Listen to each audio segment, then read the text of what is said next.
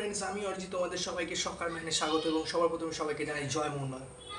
আজকে যে দুটো জিনিস নিয়ে আলোচনা করবো সেটা হচ্ছে আমাদের সবার প্রিয় জেমি ম্যাকলারেন এবং আরেকটা এতদিন ধরে যে হট টপিক সেটা হচ্ছে আনোয়ার আলী সাগা।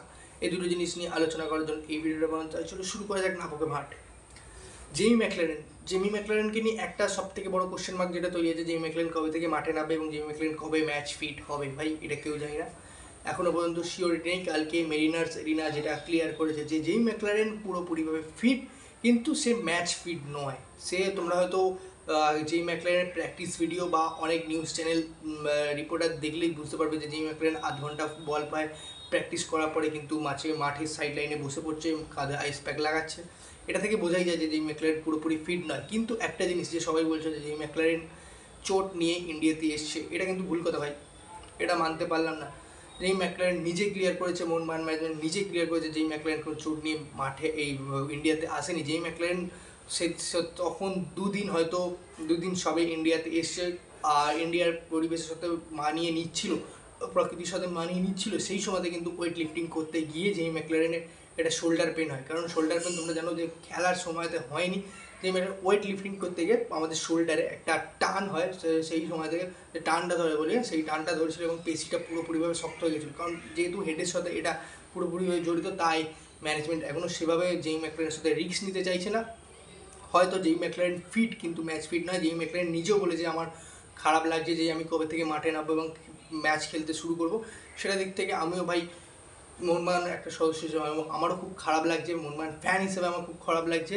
তাই দেখা যাক জেমি ম্যাকলারেন কবে থেকে নামবে। এটা তো ক্লিয়ার করে দিয়েছে যে মেরিনার্স এরিনা যে আইএসএলের ফার্স্ট ম্যাচ থেকে জেমি ম্যাকলারেনকে দেখা নাও যেতে পারে।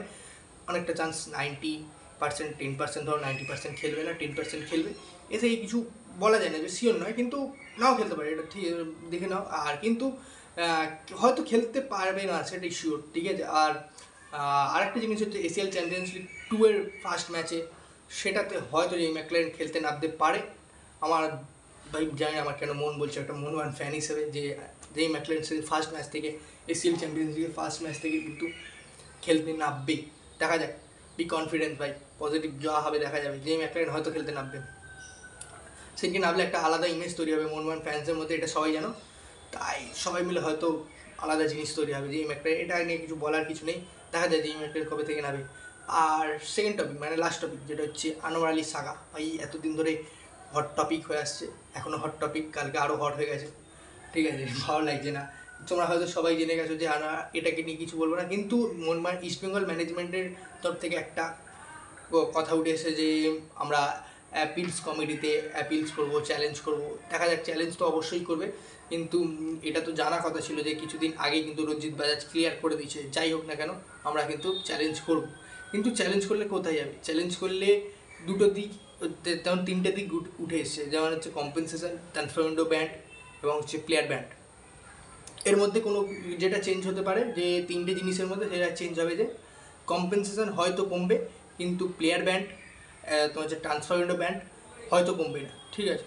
আর যদি কোনো পজিটিভ দিক উঠে আসে, মানে হচ্ছে ইস্টবেঙ্গল আনোয়ার আলী দিল্লি এফসির মধ্যে যদি কোনো পজিটিভ দিক উঠে আসে, তাহলে অবভিয়াসলি ভাই মোহনবাগান 200% চ্যালেঞ্জ আমি করে দেবো এবং মোহনবাগান কিন্তু ক্যাশে যাবেই আর চ্যালেঞ্জ করবেই, ঠিক আছে। এটা যদি ক্যাশে যায় সেই থেকে, সেটা কিন্তু আলাদা জঘন্য লেভেলে চলে যাবে। আনোয়ার আলী কেরিয়ারের একটা বড় পার্সেন্টেজ বলে না, আমরা দিকে যারা তোমার হচ্ছে ট্যাক্স নিয়ে কাজ করো, ট্যাক্সের পেপার, তারপর হচ্ছে তোমার হচ্ছে নিয়ে কাজ করো, দেখবে একটা ক্যান্ডেল পড়ে যায়, সেই ক্যান্ডেলটা কিন্তু পড়বেই, এটা শিওর। আনোয়ার আলীর কেরিয়ারের এতে এবং হচ্ছে খেলার এতে কিন্তু তার এটা পড়বেই, এটা আমি শিওর। কিন্তু মানসিক দিক থেকে সে একটু ভাঙবেই, এটা কিছু করার নেই। কিন্তু আমার যতদূর মনে হচ্ছে না যে ট্রান্সফার উইন্ডো ব্যান্ড কমবে বা প্লেয়ার ব্যান্ড কমবে, সেটা একটা দিক কমতে পারে, সেটা হচ্ছে তো হচ্ছে কম্পেনসেশন হয়তো কিছু কমতে পারে, তাও আমি শিওর না। আমার নিজের থেকে বলছি যে কম্পেনসেশন কমবেই বা আমি এরকম শিওর না, বা এগুলো কমবে না, এটা আমি শিওর না। জাস্ট আমার এ থেকে কিছুদিন আগে তোমাদের 2019 সালে চেন্নাই একটা প্লেয়ারের সাথে হয়েছিল, সে হায়দ্রাবাদে সাইন করে নিয়েছিল, তার কিন্তু 27 লাখ টাকা কম্পেনসেশন জারি করেছে, সেটা কিন্তু কমেছিল। কিন্তু ট্রান্সফার উইন্ডো ব্যান্ড তখন হয়নি, কারণ হায়দ্রাবাদ নিজে থেকে মানে সাইন করায়নি, তারা এটা প্রুভ করতে পেরেছিল যে প্লেয়ার পুরোপুরিভাবে দায়ী ছিল, তাই প্লেয়ারের উপর ব্যান্ড এসেছিলো, ট্রান্সফার উইন্ডো ব্যান্ড আসেনি হায়দ্রাবাদের উপরে, ঠিক আছে, এটা দেখলে বোঝা যায় ট্রান্সফার উইন্ডো যে অ্যাপ্লিকেশন কমিটি অ্যাপিলস কমিটিতে যদি যায় তাহলে এটা একটা দিক কমতে পারে, সেটা হচ্ছে কম্পিটিশন হয়তো কমতে পারে, আমি শিওর না, কিন্তু ট্রান্সফার উইন্ডো বা ব্যান্ড কমবে এরকম বলে আমার মনে হয় না। ঠিক আছে, এবার সেদিক থেকে যদি কমে, সে কিন্তু আমি যেটাই হোক, দুদিক হোক বা একদিক হোক, কম্পিটিশন কমুক, আর যদি যদি কমে আর যদি ট্রান্সফার উইন্ডো কমে 1-2 থেকে 1-এ আসে, তাহলে কিন্তু আমি শিওর ভাই মোহনবাগান না চাইলেও কিন্তু 200% শিওর ক্যাশে যাবে এবং চ্যালেঞ্জ করবে, এটা শিওর, কেউ আটকাতে পারবে না। ঠিক আছে, যখন যদি যায়, এটা তো বললাম আনোয়ারের দিক থেকে একটা খারাপ দিক তৈরি হবে, আর সেদিক থেকে কিন্তু কম্পেনসেশনটা হয়তো দুগুণ হয়ে যেতে পারে, ট্রান্সফার উইন্ডো ব্যান্ড দুটো আছে সেটা 3টে হয়ে যেতে পারে, দেখা যাক কোনটা কী হয়। আমরা যেটাই চাইবো যে মোহনবাগান, ইস্টবেঙ্গল, মোহামেডান হচ্ছে বাংলার একটা স্তম্ভ হয়, এমন কিছু করো না যাতে আইএসএলের দিক থেকে বা কোনো খেলার দিক থেকে একটা খারাপ দিক উঠে আসে। তাই সবাইকেই চাইবো, আমরা মোহনবাগান ফ্যান হিসেবেও আমি চাইবো যে আমি অবশ্যই মোহনবাগান ফ্যান হিসেবেও চাইবো যে কোনো বাংলার ওপর যেন কোনো কোশ্চেন মার্ক না ওঠে, যে এই 3টে ক্লাবের ওপর যেন কোশ্চেন মার্ক না ওঠে। তাই এমন কিছু দেখা যাক কী হয়, যে মোহনবাগান অবশ্যই চ্যালেঞ্জ করবে, এটা তো আমি আগে বললাম, দেখা যাক কতদূর কী হয় এবং আনোয়ারের কেরিয়ার নিয়ে কী একটা দিক বেরিয়ে আসে।